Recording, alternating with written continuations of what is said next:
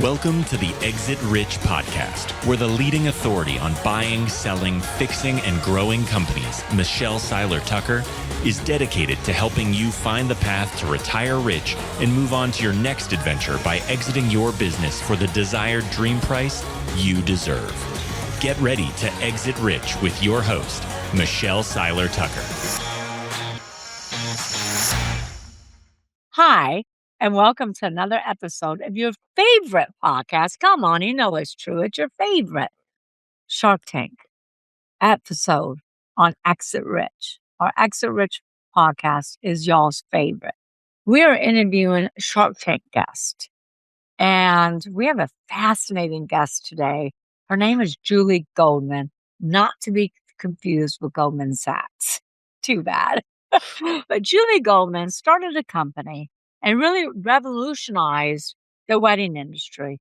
Her original company, called the Original Runner Company, that specializes in weddings. I could see this for corporate events too, Julie. Mm-hmm. So I'm very excited to have Julie on the show. Take a lot of notes. Go back and listen to this podcast because it's going to be interesting. Nothing you've ever heard before, and we're going to tell the whole truth, nothing but the truth. Can you handle it? All right, Julie, welcome to the show. Thank you for having me. I'm psyched to be on Exit Rich. Thank you so much. All right. Well, I'm happy to have you here. I've loved our conversations leading up to this point. Let's go ahead and start the video. How long has it been since you watched it? A few years, probably. Okay. Never my favorite thing to do, but I'll do it for you. No problem. Fasten your seatbelts, everyone. There's going to be some good learning moments here. Next into the Shark Tank is Julie Goldman with a business capitalizing on the lucrative wedding industry.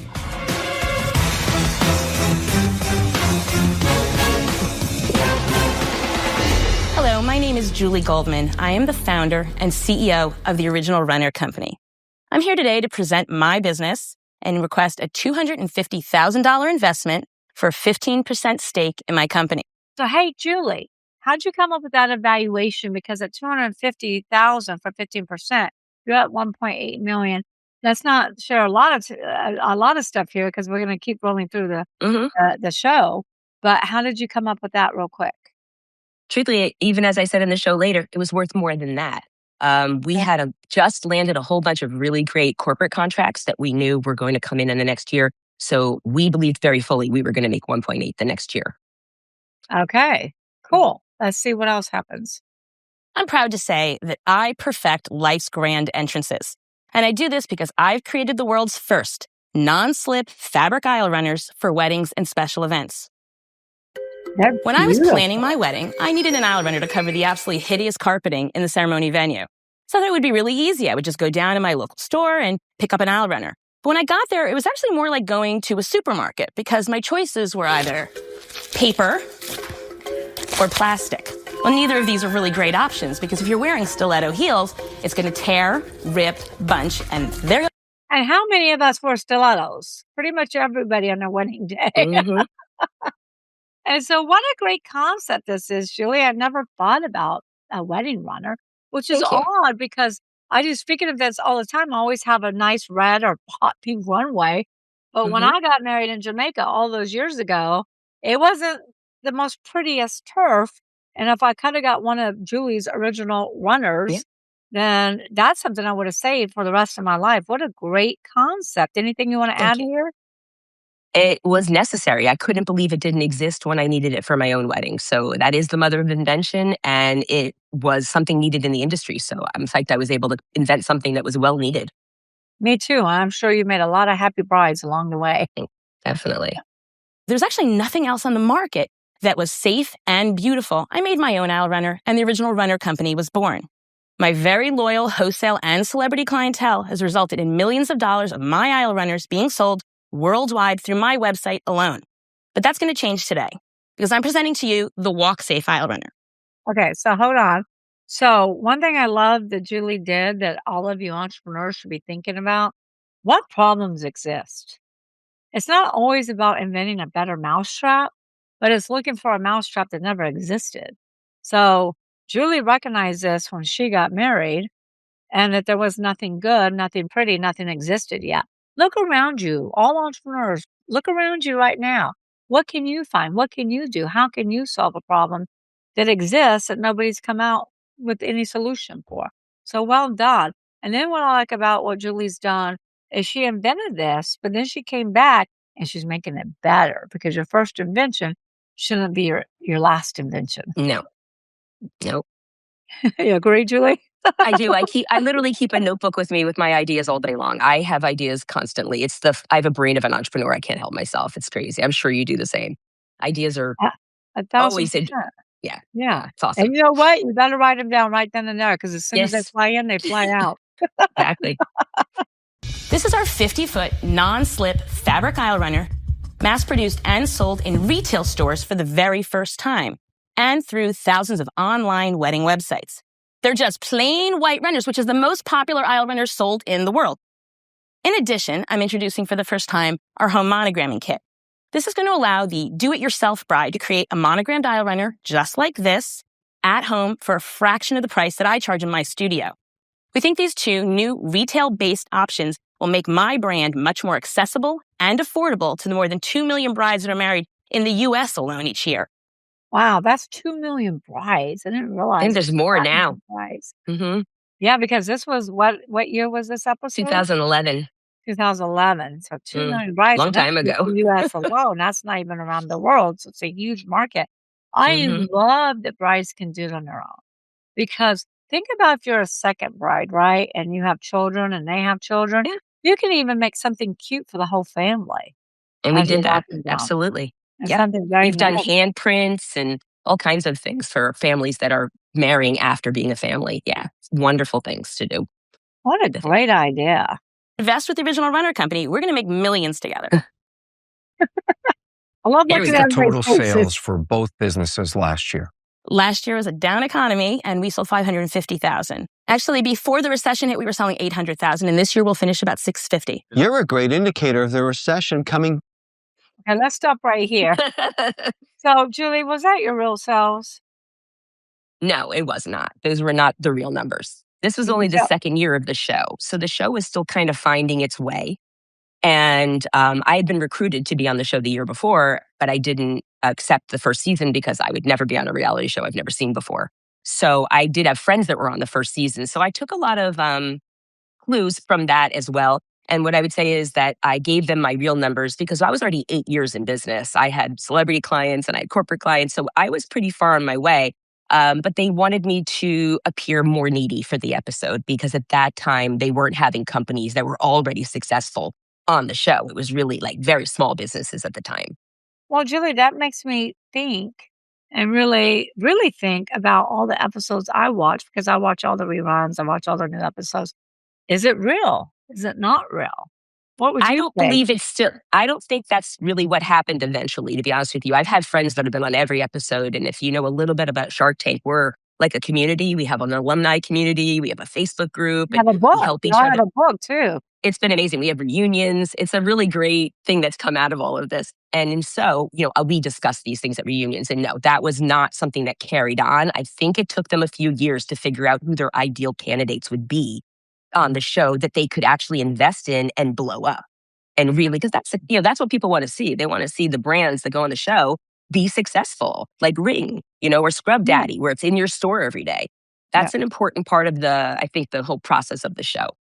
So 600,000 was not your true No. self. So if you think about this was 2011, we had to move our business out of New York City in 2000 and like 9.5, 10 because of the economy. It was the recession. It was, many of your viewers might not even remember it, but it was a bad time for business and in New York City. And at the time, my rent in New York for our full floor loft, I could have bought a car every single month for the amount that I was paying. So I had to leave the city, which is why my comment was sort of snappy when he's like, "You're a good indicator of the recession." Like, no, I just know that's what all to coming do. up. What you're talking about right now is just coming up. Mhm. So I think the sales Okay, were around sorry. 1.5 million. So I was around 1.5 at that time, and we were really projected to do 1.8 that year. So that was a big part of it, is that we had a lot of things lined up that we knew was going to be there. But it's only so much you can say on these shows. But on that show, you were at 1.5 at the time. Already, yes. Already. Yes. Okay. Let's see what Mr. Wonderful has to say. Now, I'm a great indicator of rebuilding my business last year by moving it out of New York City, cutting my rent by 80%, reformatting how I was paying my salary structures, and introducing 3 new lines of products. I'm so much nicer than that. Because they're coming at you, and sometimes the Shark Tank guests kind of take a step back. They kind of get shocked, and you did it. You're like, pounce, pounce, pounce, pounce. Now, some of these episodes make you look extremely aggressive. To me, it makes you look like you know your business and you know what you're doing. It's a little bit. They say you could probably soften it up a little bit. Mhm. But I like the fact how you bounce back and you're like, no, it's this and this and this and this. So I thought that was great on your end. What's interesting about that is that obviously there's editing involved. The question he asked me was more sharp or whatever. But truth be told, I am a well-educated entrepreneur. I know my business. This is at that time, that was my second business. I'm now on my third business. So I know what I'm doing. And so I definitely was more defensive as I might have been in another situation. I would also say up until then, women that have gone on the show really presented in like prairie dresses, and there was a lot of crying. So when I was filming in LA, there were a lot of people at the hotel. At that time, they let us all hang out together. I don't think they do that anymore. But like the whole hotel was Shark Tank candidates. And we hung out all week and we pitched to each other and all that kind of stuff. But I realized I needed to be a certain character because there were too many people there. So I said, I'm going to take what I am, and I'm not going to say I'm not, that way. I'm nicer than that for sure. And I think that was the TV guide called me an aggressive wedding designer or something. It was pretty funny. So I knew that's how they were going to cut it before I even saw the show. Not surprised. It's okay. I own it. Okay, good. See, that's the thing. What does that cost you to make? This is going to cost me $25 to make. I'm going to sell it to the retail store for $37.50, making a 52% profit on it. That's not the correct margin. Well, the margin on it's going to be 33% is the profit margin on it. Not enough. Okay, it's not enough. Well, actually, it depends on where you're selling it. In stores like large craft stores, that margin's actually really common. It's much lower. No, Were you already in retail stores at this point? We were not. And there was a time where I actually thought that was the business. When I launched, I was like, I'm going to sell it everywhere. But I think everybody thinks that, Julie. You're not the only entrepreneur that thinks not that. all products. I'm going to be everything to everybody. Absolutely. And I would say the big thing is not all products should be sold in stores. And I say that because my product was heavy and bulky due to the non-slip backing and the fabric and the core. The build out of the end caps that you have to build out to carry a product like this was very expensive.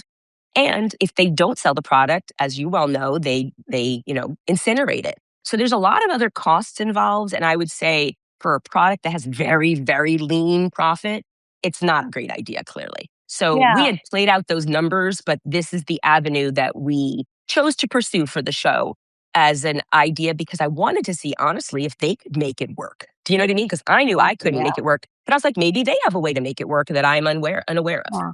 Because then you also have the educational piece, right? Somebody's got to train these rides on what, why it's there, what it's for, etc. Like where's the advertising so when people come in, they know what that is? There is tricky. Yeah. Yeah. Okay. With our side of the business, you have to at least make a 60% margin on that. If we were to actually invest more and make more of them, we could drive the price down significantly. Is this proprietary? Something special about that one you want to make over there?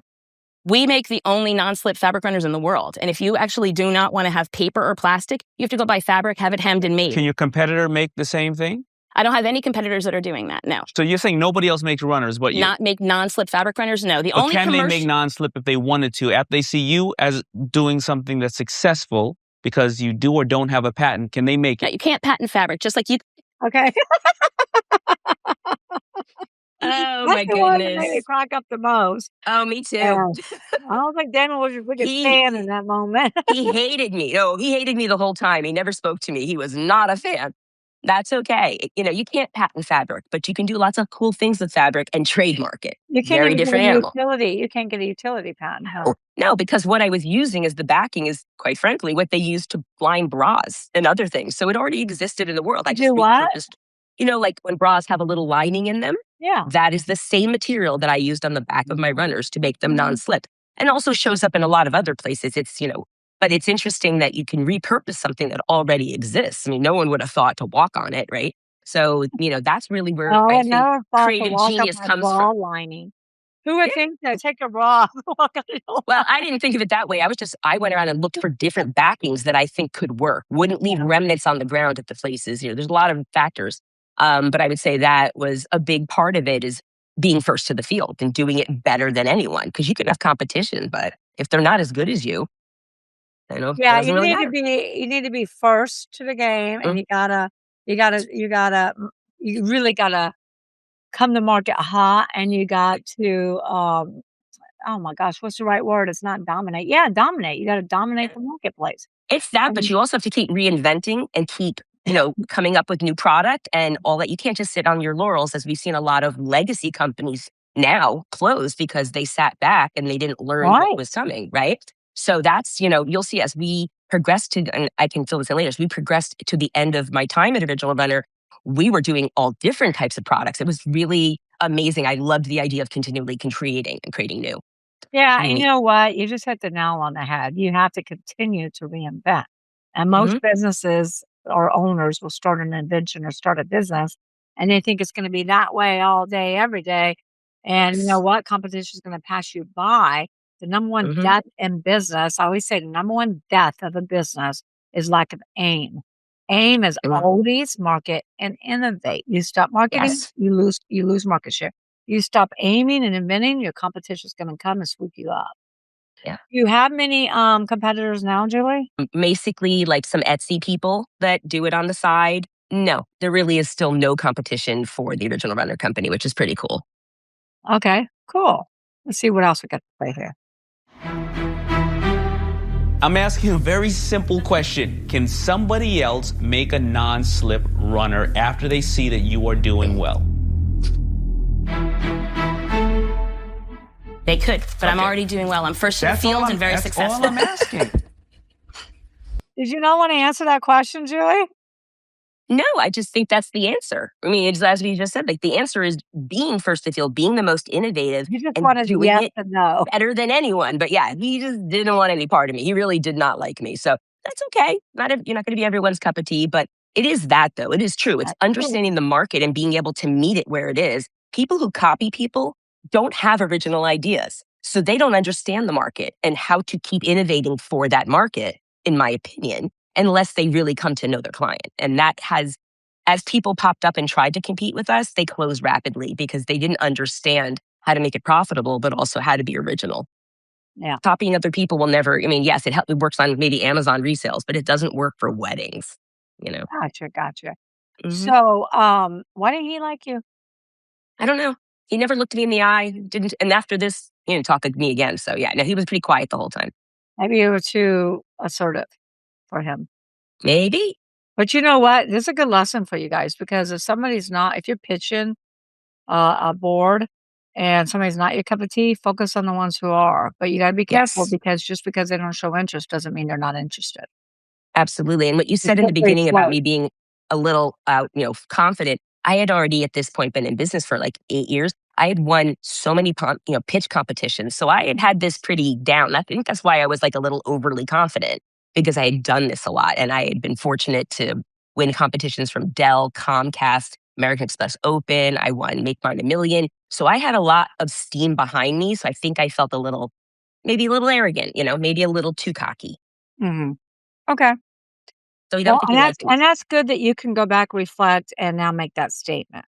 Yeah. Because there's a fine line of being confident and then being a little too egotistical.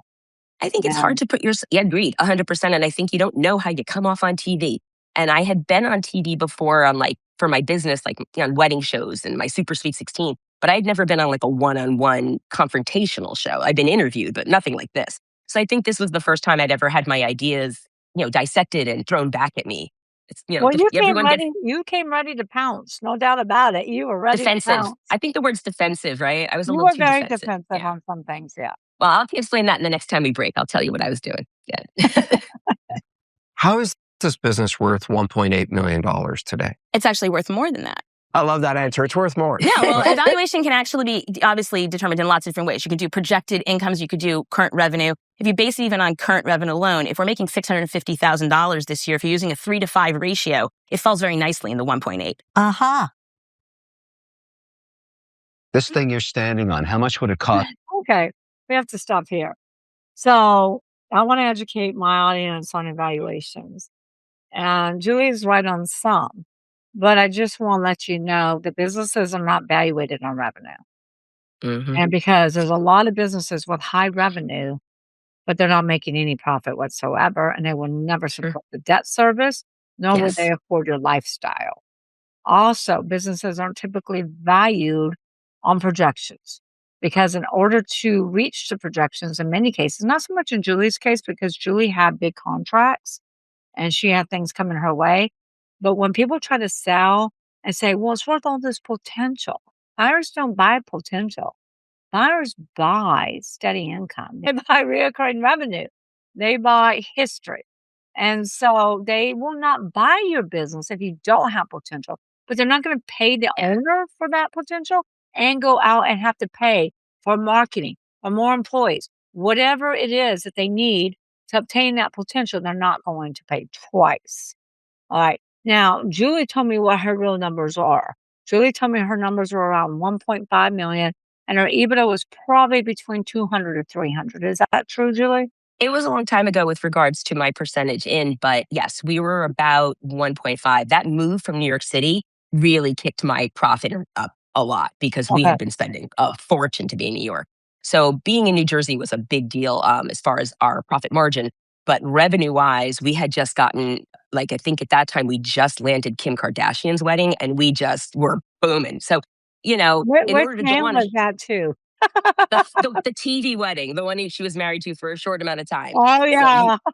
yeah, made a gorgeous runner on that. That was a really beautiful runner though. But yeah, so the idea being is that where my company was at the time that Shark Tank, in the place where it was in the second season, they really had people on who needed the money. Maybe they had orders and they didn't have the money to fill them or whatever it was. That was not my case. I didn't need money. I was making money, but I had dreams of being bigger. And I think this was the opportunity I took to get more exposure for my brand nationally and internationally. But I would say, yeah, that's, unfortunately, that's television. Everything Yeah. I said was true, but they did finesse the numbers a little bit. So it looked like I was not You so weren't doing successful. 550 to 600. You're really doing 1.5 when you're Yes. on the show. Yes. Okay. But that's why I asked for 250. When I applied for the show, I asked for like 800. You know what I'm saying? So they were like, wait, well, no. But season 2, you couldn't ask for 800. That was not a thing. So it's changed a lot now. Now you can go with a semi-successful business and they want a chunk of it. This was like people who doing businesses at home who just fell upon something in the first couple of years. Yeah. It's kind of an interesting change, but I think it's been really great. I love watching it and seeing what people Well, it's come like up with. everything, what do? They had to reinvent, they had to evolve, they had to change some things up. But at 1.5 million revenue, now just make sure you know this, my entrepreneurs, she won't be worth 1.5 based on revenue. It would be based upon a multiple. So she was doing 200, 300. It would be based upon, she was doing 300, then it would be 5. It would be based upon that multiple. She could get a 5 because she's the only one, she's the original one. She didn't have any copycats at that point. She invented it. And she's doing and shipping all over the country and doing celebrity weddings. That's what I want to be crystal clear on evaluations. Okay. Okay. So that's a higher end of our line. This is a 75-foot runner. It's hand painted and hand crystalled and hand glittered. This one, exactly as you see it here, would be about $750. Okay, so after all of that cost, what's your margin? What did you make? My margin on this is actually about 200%. Now that's a good margin. And even though the Sharks made it sound like she was going into retail, and you're going to hear more of that, that was not her desire. You want to stick where the margins are the highest. This is a good margin, 200%. Yes. Most businesses never operate at that. Now, of course, you have operating expenses, etc., but it's a good for sure. And a big staff. Yeah, overhead. Wow. Making $750 on this, I'm paying about $250 to make it. So I'm making about $500 on it. I'm confused. If people at weddings are spending $700 for custom, why a drop down to a $60 product? It's a very good question. Truthfully, my current clients are spending $50,000 or more on their weddings. $50,000? Or more. But the average wedding is $27,000. See, I don't even know if that's accurate because let me tell you, I got It married was in 2011. It was. Well, I got married in 2002, and I used to do wedding events, and I used to have wedding publications. And back in 2001, 2002, we always said the average cost of the wedding was 40,000. It might have been by then. Yeah, I don't know. I haven't That was researched it in a back while. in 2000, 2002, so it might have went down. But yeah. Okay, let's go because this gets really interesting here. Oh, yeah. Oh, yeah. I know what he's going to say. Yeah. They're not buying these aisle runners. They can't fit it in their budget. Julie, what's great about a wedding is nobody cares about money. This is the time to hit them. I don't want to give them a cheap runner. I want to get the $500 to $700 profit on every wedding when people aren't looking at what they're spending. You've got a fantastic business that makes phenomenal margins. You're capturing the high end. You want to go play in the toilet for a wedding. That's where Julie looks like she's about to jump across the stage. Oh, I could not believe what he was saying. And take a tie and choke him. Let's continue on. I disagree. I would never consider any wedding to be a toilet bowl wedding, and I think my brides would be highly offended by that comment. What he's saying, dominate a category. And sometimes it's better to be the best in a niche than... See, this is great with Mark Cuban because he is right. And you said it earlier on, Julie, that when you start your business, ladies and gentlemen, when you start your business, you don't want to go out there and be all things to everyone. You'll never survive that way. And you'll be too torn in too many different aspects of your company. You want to pick a lane. You want to identify your ideal client and who that is. You don't want to be everywhere to everybody. And I think, Julie, you knew that going into this, but the show led you down this direction to talk like you were going into retail. Am I correct? There's a little bit of each. I think when you start a business, you think you know who your client's going to be or how you're going to sell it. To be frank, when I started this company, I absolutely thought I was just going to sell to brides, and I was going to sell to every bride. They were going to come to my website, order for themselves. That I still did, but it was 25% of my revenue. I sold mostly to vendors and wholesale, and I never thought that was going to be the business I was in. So you have to be open to what changes and happens. With regards to wanting to be everything to everyone, I wanted to be the only non-slip fabric aisle runner company, right? I didn't want competition. So I did want to be able to make solid colored runners that could be used at $27,000 weddings. So I did want to be a little bit of everything to everyone. I wanted to have something for everyone could afford. That was what my message was. And then you kind of made But no. Yeah, go ahead. Yeah. And then, so that's the idea of getting into retail was something we had considered because I wanted it to be available to everyone. You know what I mean? So as I thought maybe we could get a cheaper model made or something with other people's connections. I mean, obviously I could only produce so much at a time and store it and pay for it, and all that. So I ordered fabric and had it laminated maybe five or six times a year. If I had more money in my actual coffers, an investor, I probably would have done it once to twice a year. Would have saved, ridiculous amounts of money. Yeah. Yeah. Okay. So we do need to move on, but you did make a decision and pick a lane later on, I believe. Yes. And you picked to go after the higher scale weddings, correct? I don't want to say anything extra. I'll tell you after what happened after. Yeah. Oh, I'm letting the cat out of the bag this time. I'm taking notes of what I'm supposed to remember to tell you later. Don't worry. Okay. compete with all other products. And so you're taking on risk for infrastructure, risk for internal management, and risk in this retail market.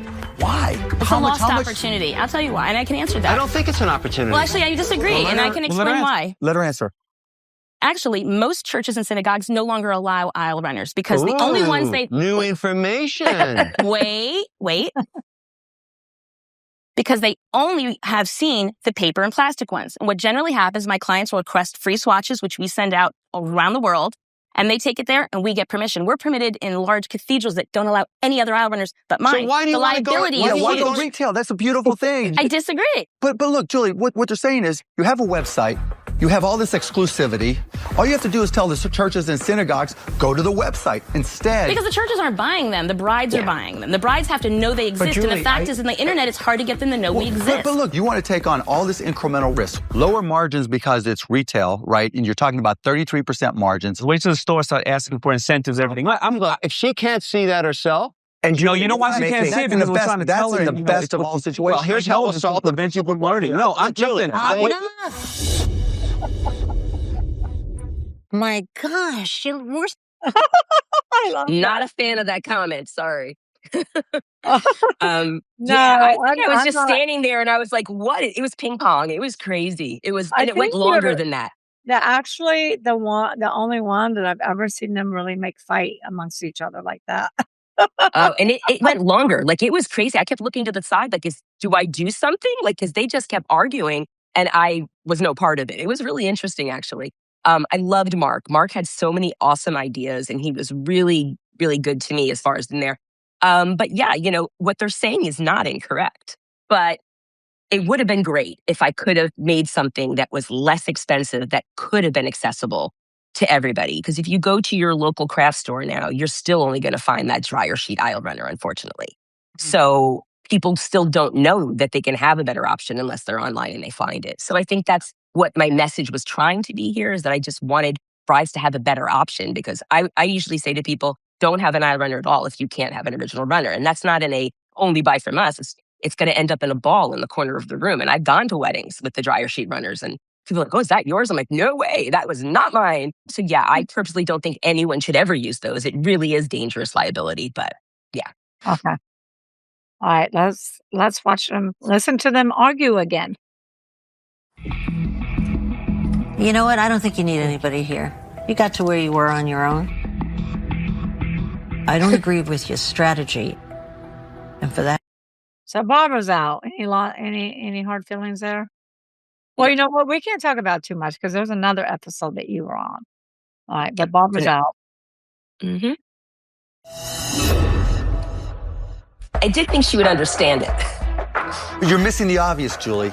You want to have all these retailers taking responsibility for your products and selling them. They're not going to sell it nearly as well as you can. I'm out. Okay. He looked mad when he went out. Yeah, it's edited. This is a little out of order, but yeah. Julie, I would rather have a successful, profitable $2 million business than risk everything to maybe get to $4 or $5 million. I can't see this scaling into a large business. I'm out. Okay. 2 words, I'm out. Do we really have to say 2 words? Well, what's funny is he said that after I said the comment about the trademark. He didn't wait till the end. He was, I said, you can't copyright your, you can't patent your clothes and whatever. He goes, I'm out. Like, he didn't even talk. That was when he said he was out. That's when he leaned back and he was done. Yeah. A lot of editing. Okay. That's why I'm laughing. Yeah. Okay. More sharks are out. Kevin O'Leary is Julie's last chance to get a Mr. deal. Wonderful. Let's get down to business, all right?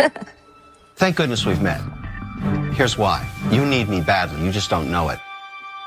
I'm going to give you $250,000 for 51% of your business. That's control. Ouch. Yeah. I won't say too much yet, Julie, but ouch. Okay. My face says it all. Yeah. I mean, your face says it all throughout the entire show. It's really hard to keep, but you have to bite your tongue. It's hard. Yeah. So ouch. But I want entrepreneurs to learn this lesson. So I buy businesses, I partner with business owners. Sometimes I do want 51%. But the reason for that is because if I've got an owner, and I've ran into this many times, and I'm not saying this as you, Julie, but I always say you can never grow the business beyond what you can grow the owner. Mm-hmm. And if I can't grow the owner because they're constantly stuck in their own way, and I'm constantly battling, fighting, trying to fight for change, trying to get a return on my investment, trying to make it a better business, then I will absolutely ask for control and for 51%. And if I have an owner that's not coachable, like I said a minute ago, but doesn't really know what they're doing. Now, Julie, you knew your business inside out. But if I have an owner that doesn't really know what they're doing, guess what? You're going to take over. Yeah. I'm taking over. So Yeah. just because somebody offers to buy 51% of your business doesn't mean it's a bad thing. Now, because a lot of times you get 49% of a much bigger piece of the pie. And you can get distributions and salaries.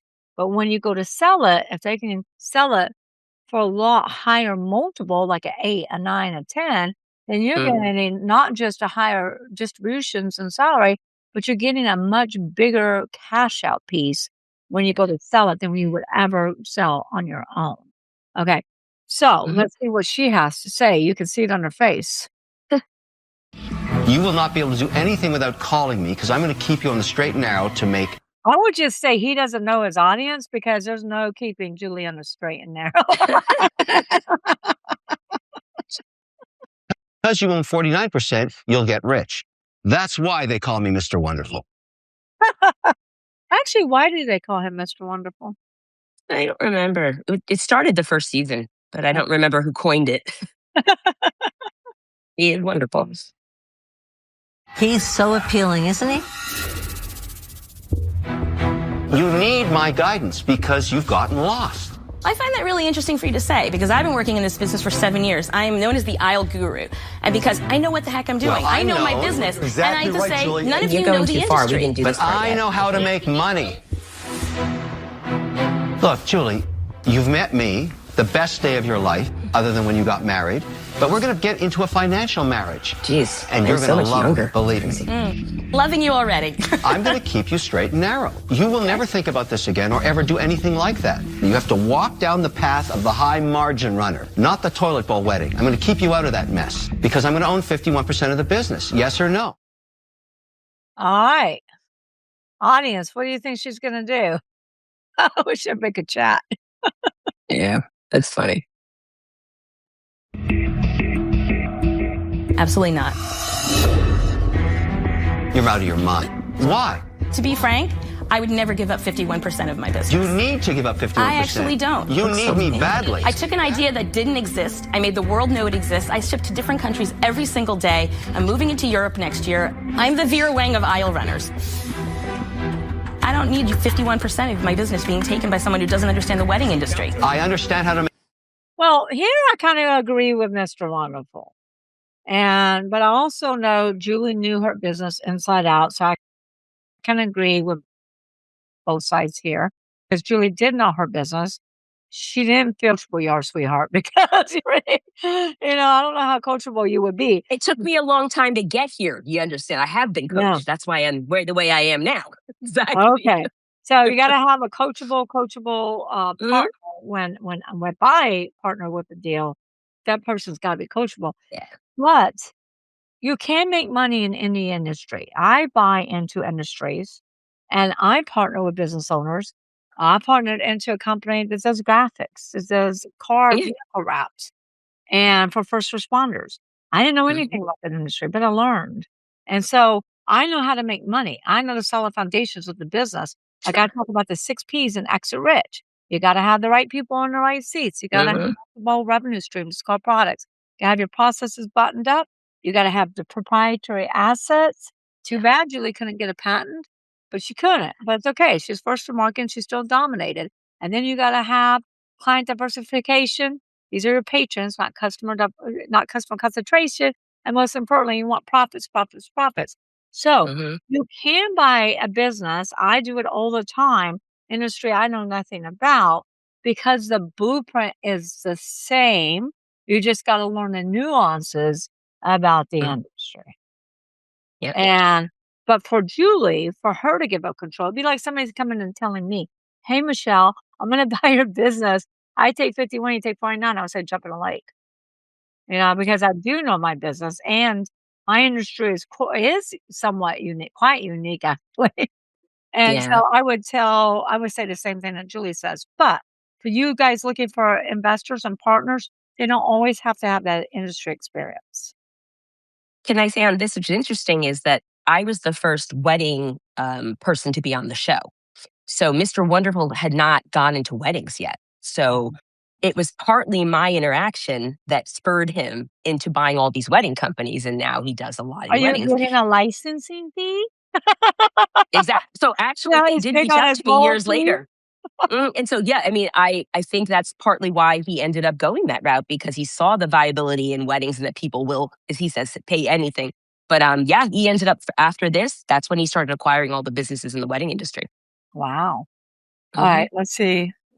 All you have to care about. Just counter. I'm countering back at 15%. I'm looking for an investment, not a full invested partner. Your business isn't worth $1.8 million. I think it is. Turn around, get out of here. You too. Oh, why would he be losing the model? I Yeah, couldn't poor get a girl. word in with that woman. Oh, you went way far. You didn't get know her that. control. She would eat you up and spit you out without even thinking twice. Wow, she would eat you up and spit you out without even thinking twice. Yes. And I didn't even hear that. That was said after I left the room.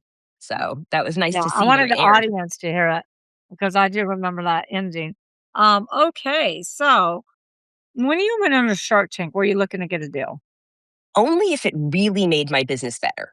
Like if I really thought Mark would be the only one I would maybe be interested in working with, because he was innovative and he didn't squash, entrepreneurs by buying their company and like putting them aside. He's known for letting them stay on and supporting their ideas. So I was a big fan. That was my goal. So I tried to sort of appeal to him in that sort of way. But I probably didn't want a deal in the long run. I was at a really fundamental part of my business where I was turning a corner. And what's funny about this whole thing, though, and just overshare, not only did Mark buy runners for me for many of his NBA events after this, but I actually did all the events for Mark Hirschvik's company and his own weddings. If you go back and look at his wedding pictures, he has a monogram runner from me in his wedding. So I ended up actually doing events for 4 of them afterwards, and obviously not Mr. Fubu. He did not like me. Oh, gotcha. But they believed in the idea, which is pretty cool. So we're not going to get into so much life after the tank because we're going to have you on again. And we're going to talk about life after the tank when we bring you on for your second episode with Barbara Corkin, correct? Mm-hmm. And so that's when we're going to get into more nitty-gritty of what Julie is up to now. So, Julie, you were a fantastic guest. Thank you. And I love how you were ready. You knew your stuff. You knew everything. They got you off script. Not off script. They off scripted you from the real business at times. But you bounced back. You were a survivor. And your business, yeah. So I don't want to get into what your business is doing now. We'll do that next episode. But I really want to thank you for coming on. And we can tell you're a ball of fire. And the people say the same about me. So I think it's a positive thing. You're not insulting me at all. I worked really hard. I think we both probably worked really hard in our lives and pursued education. And I did not grow up, with any of this. And I grew up in retail. That's true. But I mean, working to hit the cash register. So I think, coming along in life and gaining that confidence is what women need to do to be more successful in business, quite frankly. 1,000%. If I wasn't a woman, they wouldn't say all that about me. Right? Yes. Sad but true. And, unfortunately, I lost my husband 3 years ago. I'm so sorry. And I was treated so much differently by the male contractors that my husband hired, landscaping. They treated me so differently that I ended up firing them all and starting all over again. Yeah. So there is a difference for sure. But I appreciate you being on the show. I love to thank all of my listeners for being loyal, always tuning in. I told you this is going to be a great, crazy ride. And it's good to see also how Shark Tank has evolved so much into season 2 to where they are today. And go back and listen to this episode. Share it with your friends. Share it with your colleagues. Share it with your circle. And go back and listen because there's some golden nuggets in here that I think are very, very important to go back and listen to. We'll see you next time on Exit Rich, interviewing Shark Tank.